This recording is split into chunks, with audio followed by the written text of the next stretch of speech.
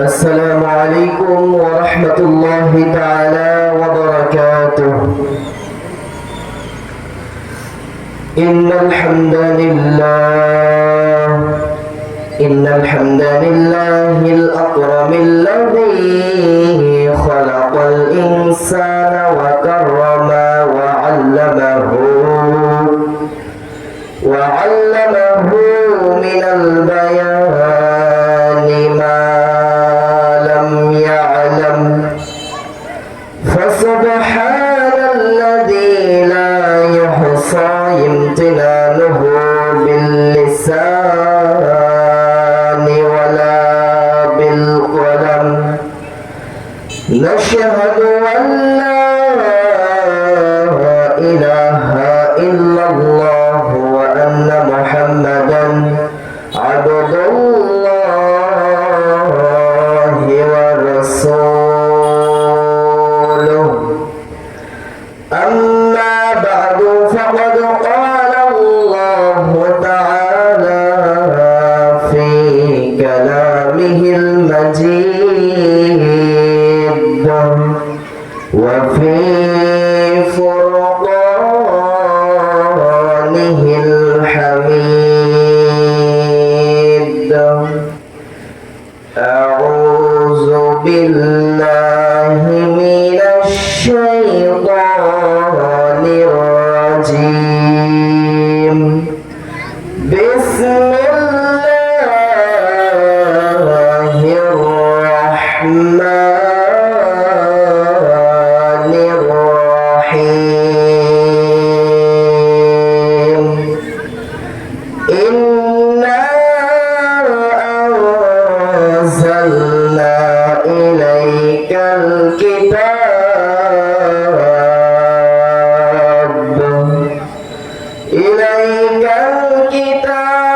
بالحق لتحكم بين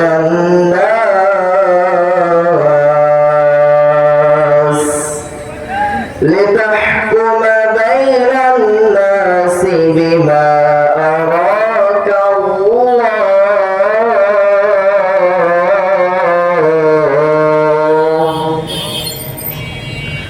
أو كما قال عليه الصلاة والسلام: لا يؤمن أحدكم حتى أكون أحب إليه من والده وولده والناس أجمعين।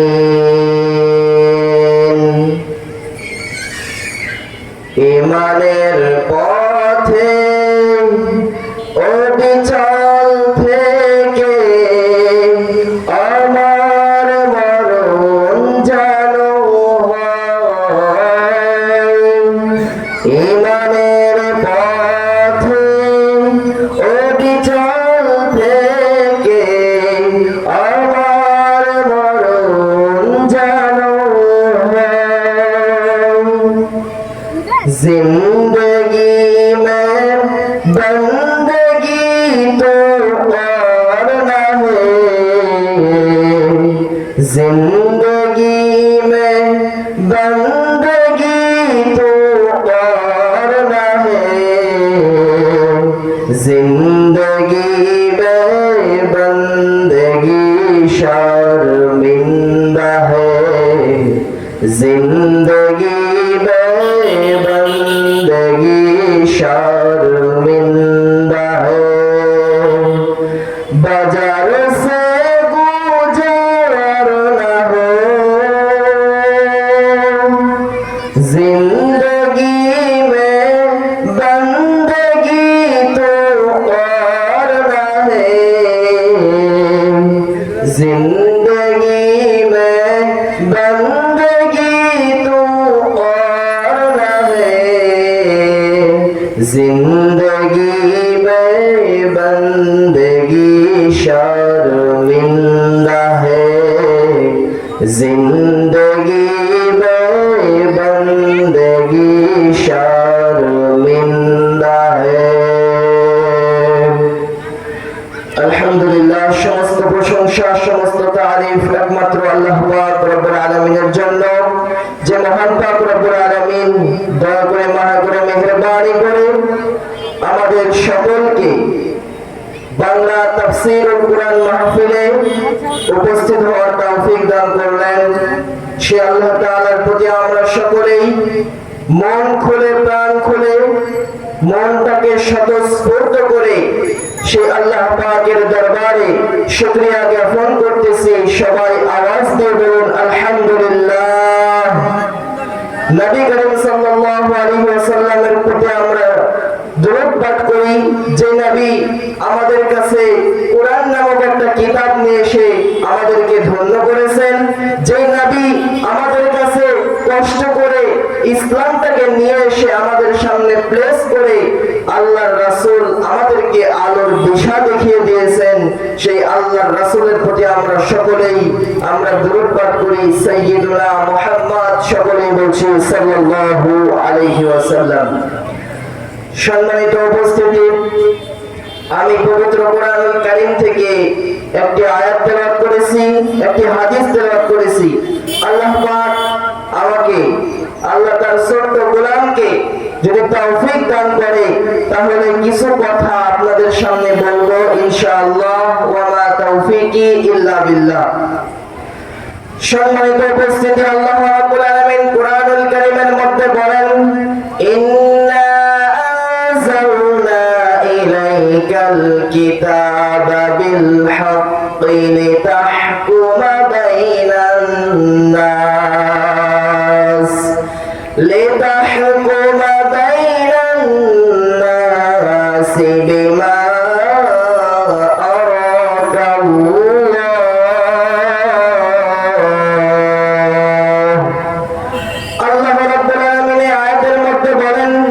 নিশ্চয় আমি তোমার প্রতি যথাযথভাবে কিতাব নাযিল করেছি, যথাযথভাবে কিতাব নাযিল করেছি যাতে তুমি মানুষের মাঝে তুমি এই কোরআন দিয়ে ফয়সালা করতে পারো। এই কোরআন দিয়ে তুমি যাতে মানুষের মধ্যে সঠিক সিদ্ধান্ত দিয়ে ফয়সালা করতে পারো, সেই জন্য তোমার কাছে একটা কিতাব আমি আল্লাহ নাযিল করে দিয়েছি।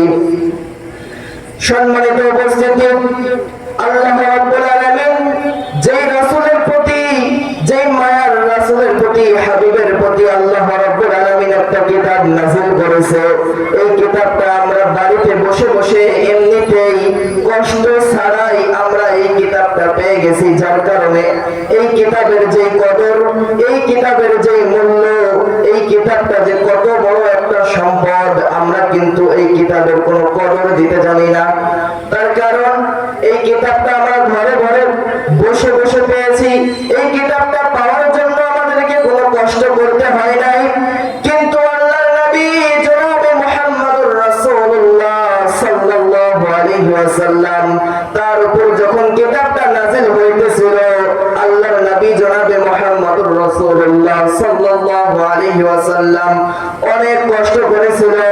আল্লাহর নবীর উপর যখন কিতাবটা নাযিল হয় তখন আল্লাহর নবীর উপরে অনেক কষ্ট হয়েছিল।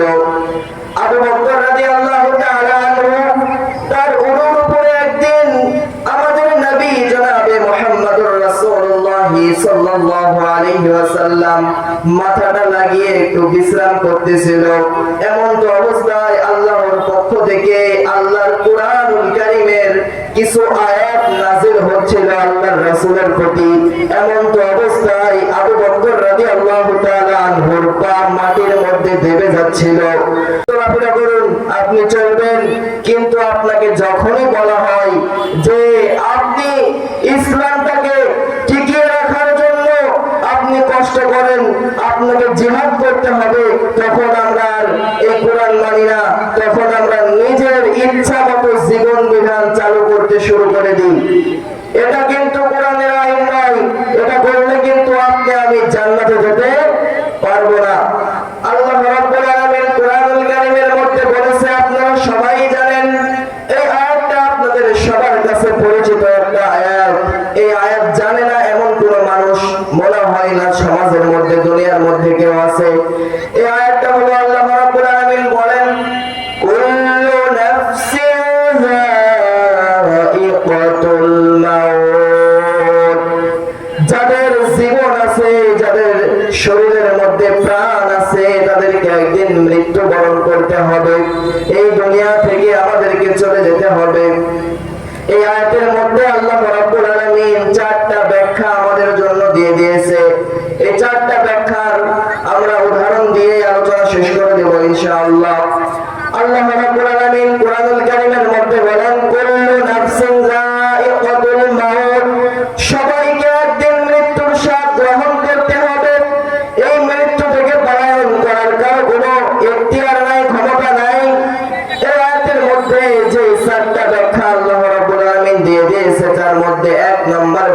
ব্যাখ্যাটাই হচ্ছে এই আয়াতের অর্থ যেরকম এই ব্যাখ্যাটাও সেরকম। আল্লাহ রাব্বুল আলামিন আয়াতের অর্থের মধ্যে বলেন, তোমরা এই মৃত্যুটাকে এমন একটা জিনিস মনে করো যে মৃত্যু থেকে পালায়ন করার কোনো মানুষের ক্ষমতা নাই, কোনো মানুষের শক্তি নাই।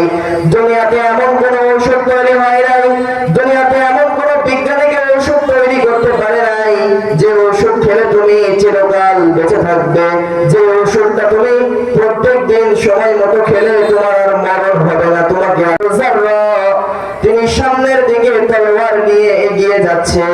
এগিয়ে যাওয়ার পর তিনি লক্ষ্য করে দেখলেন তার সামনে থেকে তার পিতা কাফেরদের পক্ষ থেকে ইসলামকে দমানোর জন্য, ইসলামকে হারিয়ে দেওয়ার জন্য তার বাবা তরবারি নিয়ে তার দিকে সামনে আসতেছে, এগিয়ে আসতেছে। এমন তো অবস্থায় উবাইদুল্লাহ ইবনে জাররা মনে মনে ভাবলেন, আমি যদি আজকে এই তরবারিটা দিয়ে আমার বাবাকে আঘাত করি তাহলে আমার বাবা তো দুনিয়া থেকে বিদায় হয়ে যাবে। আমি সন্তান হয়ে আমার বাবাকে আমি দুনিয়া থেকে বিদায় করতে পারবো না, এটা আমার কষ্ট লাগবে। এমন তো অবস্থায় তার মধ্যে আবারও চিন্তা চলে আসলো, যদি আজকে আমি আমার বাবাকে প্রতিহত না করি, আজকে আমার বাবাকে যদি আমি না মারি তাহলে কিন্তু ইসলামটা হেরে যাবে। কালকে আমার জন্য আল্লাহর রাসূল এবং তার সাহাবীগুলো সকলে আমাকে লজ্জা দিতে থাকবে যে তোমার জন্য ইসলামটা বিজয় হয় নাই, তোমার জন্য ইসলামটা বিজয় হয় নাই। সেই জন্য তিনি তার পিতার কথা না ভেবে তিনি ইসলামটাকে জয় করার জন্য, তিনি ইসলামটাকে বিজয় করার জন্য তার বাবাকে প্রতিহত করে তার বাবাকে হত্যা করে ফেললেন। হত্যা করার পরে তিনি মসজিদে নববীর মধ্যে চলে গেল। যাওয়ার পরে তিনি মাথাটা নিচের দিকে করে হাওমা করে কান্নাকাটি করতেছে। এমন তো অবস্থায় আল্লাহর রাসূল জনাবে মুহাম্মদুর রাসূলুল্লাহ সাল্লাল্লাহু আলাইহি ওয়াসাল্লাম ডাক দিয়ে বলে, রে সাহাবী, তুমি তো ইসলাম বিজয় করেছো, তোমার জন্যই তো আজকে ইসলামটা বিজয় হয়েছে, জিতে গেছে, কিন্তু তুমি কেন হাওমা করে কান্নাকাটি করতেছো? অন্যান্য সাহাবীরা এসে দেখে বলে, ইয়া রাসূলুল্লাহ, ইয়া হাবিবাল্লাহ, আপনার সাহাবী উবাইদুল্লাহ ইবনে জাররা কান্নাকাটি করে, তার কারণ হলো যুদ্ধের ময়দানে তার বাবাকে তিনি নিজের হাতেই খুন করেছে। তার বাবাকে জাররা তিনি সামনের দিকে তলোয়ার নিয়ে এগিয়ে যাচ্ছে। এগিয়ে যাওয়ার পর তিনি লক্ষ্য করে দেখলেন তার সামনে থেকে তার পিতা কাফেরদের পক্ষ থেকে ইসলামকে দমানোর জন্য, ইসলামকে হারিয়ে দেওয়ার জন্য তার বাবা তরবারি নিয়ে তার দিকে সামনে আসতেছে, এগিয়ে আসতেছে। এমন তো অবস্থায় উবাইদুল্লাহ ইবনে জাররা মনে মনে ভাবলেন, আমি যদি আজকে এই তরবারিটা দিয়ে আমার বাবাকে আঘাত করি তাহলে আমার বাবা তো দুনিয়া থেকে বিদায় হয়ে যাবে। আমি সন্তান হয়ে আমার বাবাকে আমি দুনিয়া থেকে বিদায় করতে পারবো না, এটা আমার কষ্ট লাগবে।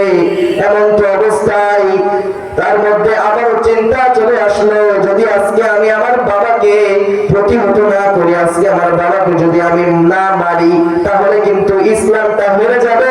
কালকে আমার জন্য আল্লাহর রাসূল এবং তার সাহাবীগুলো সকলে আমাকে লজ্জা দিতে থাকবে যে তোমার জন্য ইসলামটা বিজয় হয় নাই, তোমার জন্য ইসলামটা বিজয় হয় নাই।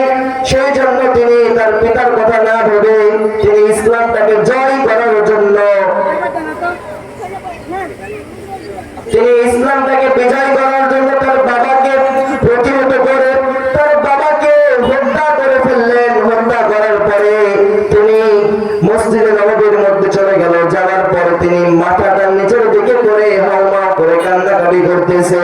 এমন তো অবস্থায় আল্লাহর রাসূল জনাবে মুহাম্মদুর রাসূলুল্লাহ সাল্লাল্লাহু আলাইহি ওয়াসাল্লাম ডাক দিয়ে বলে, রে সাহাবী, তুমি তো ইসলাম বিজয় করেছো, তোমার জন্যই তো আজকে ইসলামটা বিজয় হয়েছে, জিতে গেছে, কিন্তু তুমি কেন হাওমা করে কান্নাকাটি করতেছো? অন্যান্য সাহাবীরা এসে দেখে বলে, ইয়া রাসূলুল্লাহ, ইয়া হাবিবাল্লাহ, আপনার সাহাবী উবাইদুল্লাহ ইবনে জাররা কান্নাকাটি করে, তার কারণ হলো যুদ্ধের